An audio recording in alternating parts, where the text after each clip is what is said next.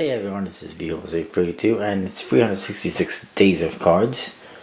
And this is kind of like days of review for me because I actually did this review yesterday, but I was unable to upload it because for some reason I lost the video part of the video and wound up with only audio.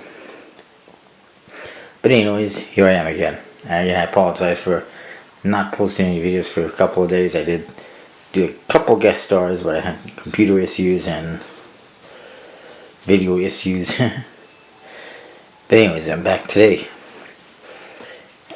This is the Madison Players deck from Daniel Madison and 311.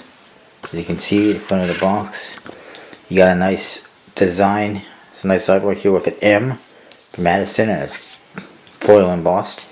Also, I must say, one thing that I find very interesting is the texture of this box. It's not nothing I've seen before. The texture actually looks like it has air cushion finishing. I don't know if you can tell, but it does have. It basically looks like an air cushion finished deck, which is interesting.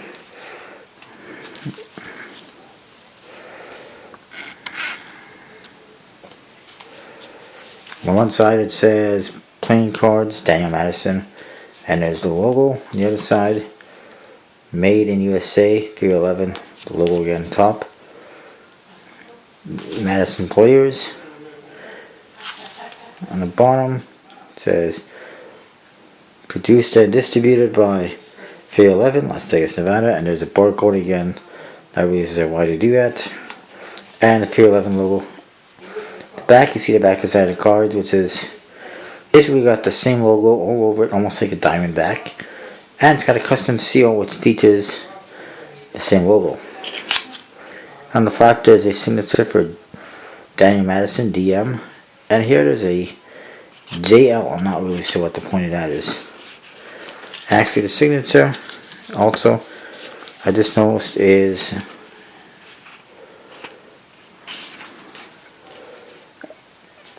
maybe it's not the signature, but the logo underneath the flap, or the logo on the flap I should say, is embossed and comes through the flap, which is kind of interesting. And that's under here, you can't see it. You do get one ad card from 311.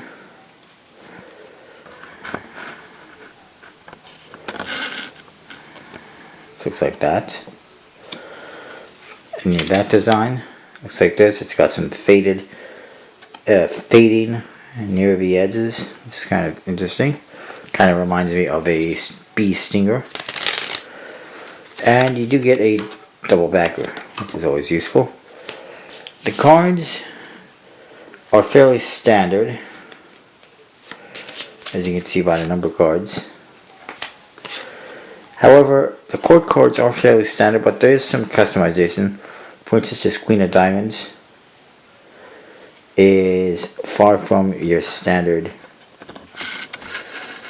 queen. As you can see, she's actually got a birthmark on her face, or a beauty mark, and it's definitely not your standard Queen of Diamonds.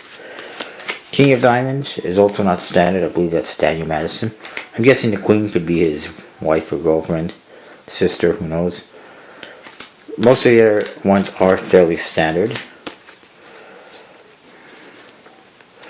Jokers look like this. They say the Joker on the bottom. You got the same logo with, and you got the same logo with them, and you got a crow on top, a black crow. You got two like that. We'll see when we get to it. Here's another one, the Jack. Clubs is slightly custom face. I'm not sure who it is, but it is different. And I think those are the only court cards that have a custom face, is that one Queen, the Jack, and that King. The rest are fairly standard. The Ace of Spades, I like it. It's pretty nice, simplistic, but it's also nice. It's a fairly simplistic Ace of Spades pip, which has the actual logo in it with an M on it. It's just very nicely done. It says Madison Players, the US Playing Card Company, on the bottom. And then your other Joker, and that's that. Now these cards are marked, and that's the only way they come. However, the markings are so unnoticeable that nobody would even notice if it's marked or not. So basically, you can use this as a regular deck of cards. The markings occur in the logos. If I get zoomed in, you can see these dots in here. It's around the M, and you can see one is darkened.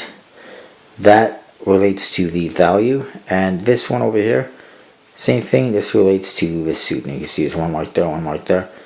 I can't recall what it is. Happens to be the Queen of Hearts. They're all like that, except if you find, I think it's the King of Diamonds, which is the Daniel Madison card. This one, none of the circles here are colored in, and none are colored in here. It's easy to tell which one is the King of Diamonds because it has no markings. Best way to his tip to figure out the markings is just go through the deck, looking at each one, practicing each one many times, and then eventually you'll get it.